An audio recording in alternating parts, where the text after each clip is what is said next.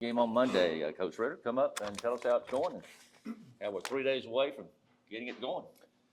3 days away. Good afternoon, everyone, and excited to be up here again. Congrats to not just football again this week. Let's not get tired of saying that, but also congrats to volleyball.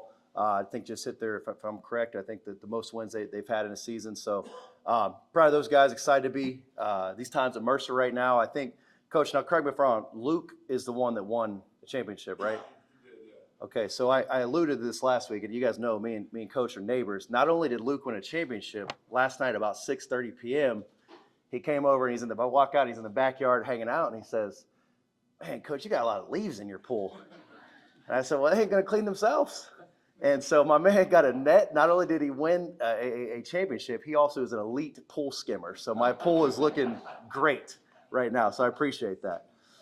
No, we're excited. Obviously, game week. We're a little delayed. College basketball tips off tonight, so we'll get a chance to actually watch one of our future opponents. We'll have that DePaul game on this evening. So get a little scout, some live scouting, I guess, watching that tonight. But yeah, we're excited. Obviously, got hired in March, and we've been together really the end of June all the way through now. And I know our guys are tired of hitting each other, tired of probably tired of a lot of just the coaching, probably tired of playing against each other, the competition. So to see the light at the end of the tunnel of, hey, we get to play somebody else and it means something. We're really excited for November 7th and Virginia University of Lynchburg coming in here. And obviously the start of a college basketball season is excited for everyone, especially us. We've got three guys that were at Mercer previous and 11 new ones. So we don't know what to expect on the 7th. It's going to be the first time that we've really tipped it up, and we've got some plans and we've got some ideas and thoughts. But the truth is, things going to tip, and it's going to be the first time collectively we put a team out there when it means something. So I can say I'm juiced, I'm pumped, but we still got 3 days to get better until the 7th. And I think that's going to be a theme you hear us talk about every Monday up here. Is we're just trying to get better one day at a time. And we may throw a lineup out there the 7th that's different on the 11th. It's different in December. It's different in January, February, March. Because just like these young guys on our team, we've got a lot to learn as a staff. Who fits with each other? How do we continue to get better? And so, just excited. Finally tip it up here November 7th.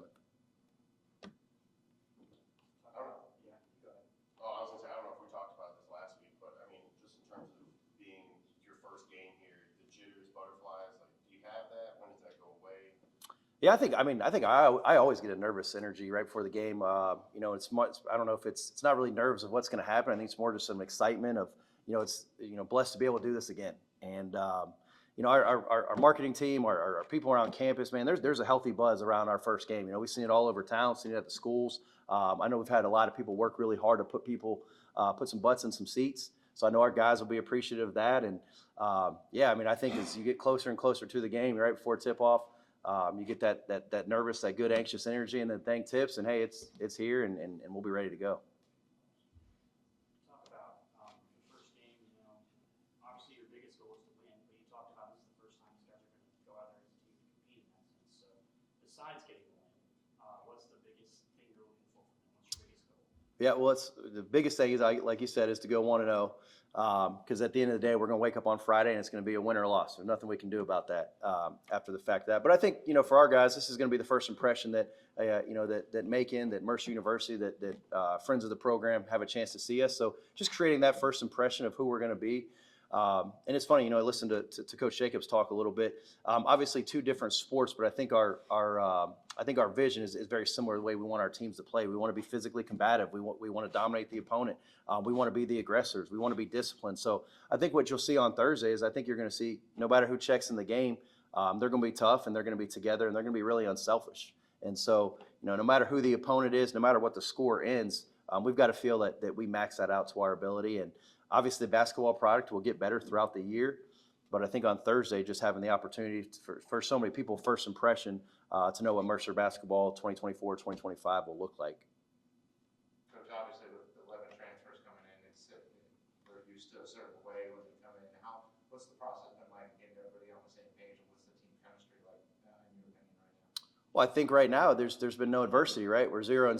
Everyone's best friends. Everyone's playing 40 minutes. Everyone's going to average 30 points a game. So I mean, our chemistry is awesome. It's off the charts.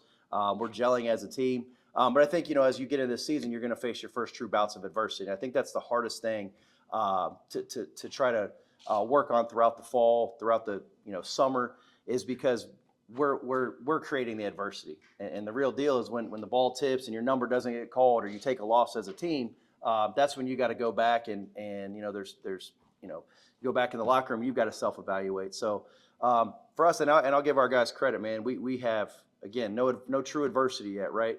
But we have 14 dudes in that locker room that I thoroughly enjoy being around every day. They're fun. They've been super coachable. I mentioned it last week. We've had 30 minutes of a bad practice on a Monday in October. And that's really about the only time I was just really, really upset with our group, because I think they're trying to maximize what we're asking them to do. And will we get it wrong this year a couple times? Absolutely. But I think when you go back in that locker room, there's a difference between winning locker rooms and losing locker rooms. And we've got the right group of guys in there. Now, we've got to figure out how to put it on the scoreboard, but I feel very comfortable and confident that this is a group that will play their best basketball late. Coach, this past weekend, we had the induction to the Hall of Fame. Bob Hoffman was in town and went into the Hall of Fame and addressed your team while he was here. What did it mean for your players to hear from somebody and make the attachment of the success and championships that this team has won? Yeah, I thought it was powerful. It was impactful, and obviously I've got a ton of respect for Coach Hoffman. Not just, everyone talks about the 2014 win against Duke, but I mean, when you really look back, won a CIT championship, won a game in the NIT. So what he's done in his coaching career is obviously extremely valuable. But I thought what was really cool is, I had a chance to spend some time with him personally and just getting a couple nuggets of how he's kind of navigated college basketball the last 30, 40 years was phenomenal for me. But I thought the coolest thing for our guys is we had Tracy Vaughn, we had Big Moose, and we had Bob Hoffman all in there on Saturday morning. And those guys are a part of Mercer history because they I guess the best way to put it, those three guys were a part of every championship or every team that has gone to the NCAA tournament. So you had different eras. You had a star player, you had a role player, you had a coach. I thought it was great for our guys to see, hey, these guys all got to leave their legacy because they got to hang a banner, whether you were a guy that played 8 minutes a night, whether you were just a good teammate, whether you're a coach, whether you're the best player. Sometimes you kind of forget those individual accolades, but all those guys got a chance to leave their legacy by sacrificing their egos and doing something that was really special, and that's get to the NCAA tournament. We talked a lot about the first home game, but the first road game is a big one too. And it's, like you said, DePaul, they're on top of the Big East, but that's still, a pretty serious basketball conference. So you talked about watching at home early in the week. What do you try to do? You talked a lot about the first impression, but what do you try to do when you go up there and play a team from a conference like that? Yeah, and I kind of alluded to last week. This is still much more about us than it is about them. We're finding out ourselves. We feel like we've got a pretty good pulse in our group, but things are different when the lights turn on, the ball tips up. Sometimes some things that you're prepared for maybe don't materialize. But yeah, obviously, you're excited just to play the game. You're excited to come out and play November 7th. You're excited to play November 11th. But the truth is, we practice this afternoon. Like, we got to have a great practice. We're going to practice tomorrow morning. We got to have a great practice. So really not as much preparation with DePaul until probably Saturday. We've got to prepare these dudes physically and mentally to be their best, and I think we're doing that day by day. You were talking about how you guys have a little bit extra time before you have to tip off, but what are you telling you guys? What are you guys trying to focus on before that happens? Yeah, well, actually, we didn't do it on purpose, obviously, but playing the 7th gave a couple of our guys a couple extra days, which I think they needed to come back from some, Coach said, just some nicks, some bones, or some bruises and bumps. Nothing detrimental, but we got our guys back. So I think, truthfully, today, tomorrow, Wednesday, we've got to make sure our guys are healthy going into Thursday night.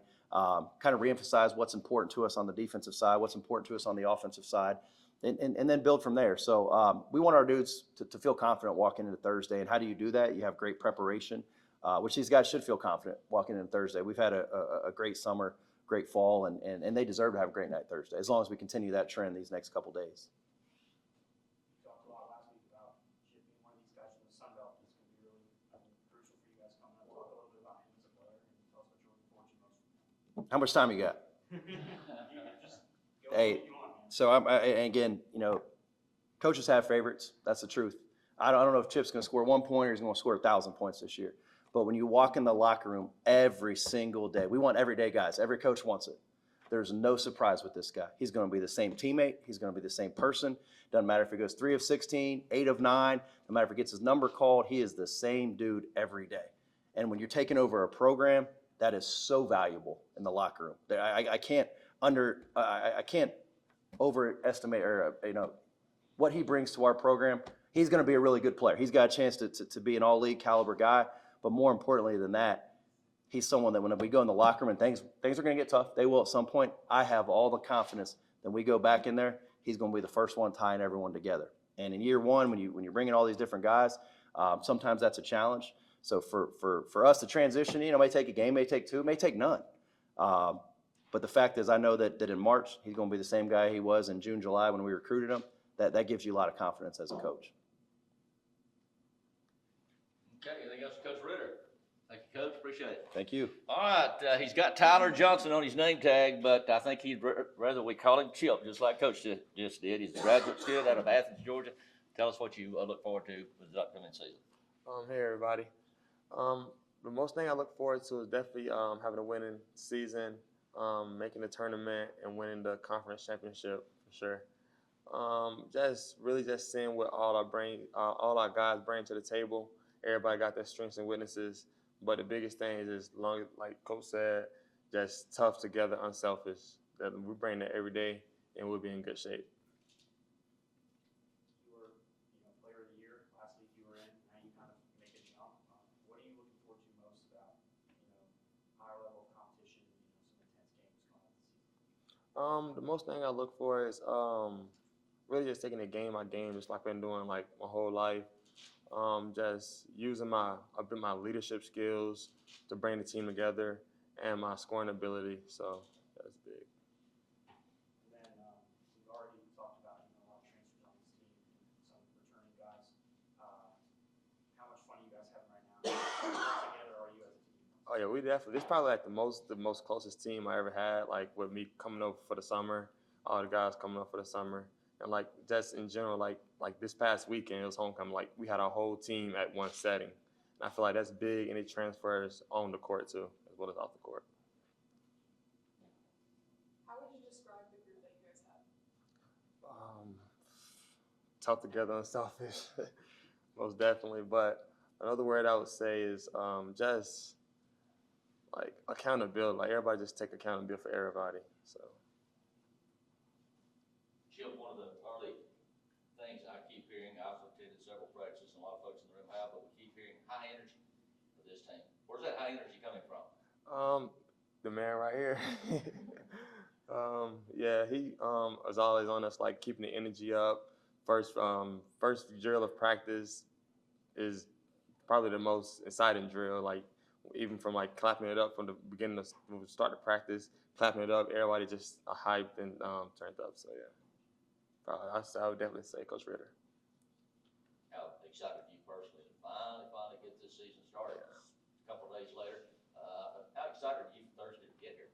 I'm definitely excited a lot from coming up for the summer. Just like Coach said, I think the guys and I are tired of just like beating up on each other, and now we get a chance to showcase our skills and what we've been preparing for since the summertime on Thursday. It should come out very good. What did you take away? What was the most important thing from Coach Hoffman's speech? I would definitely say how he said what we doing right now, because he came and watched our full practice, and he said like the stuff that we're doing now is exactly what we should be doing. So coming from him, that gave us like, okay, maybe we are in the right direction. So. Chip, what's the confidence level you have in your game right now? And then is there something like wanting to work on this offseason? Or is there something this coaching staff brought up to you this offseason that they think you could improve on that you kind of wanted to work on this offseason heading into the season? I would definitely say from since they recruited me, for like when I came on my visit, they had like the whole presentation, like how would they elevate my game, and me being here over the summer, and I can already see that. I would definitely say like my footwork, like getting into my shots, my footwork staying low. So that'd probably be the biggest thing.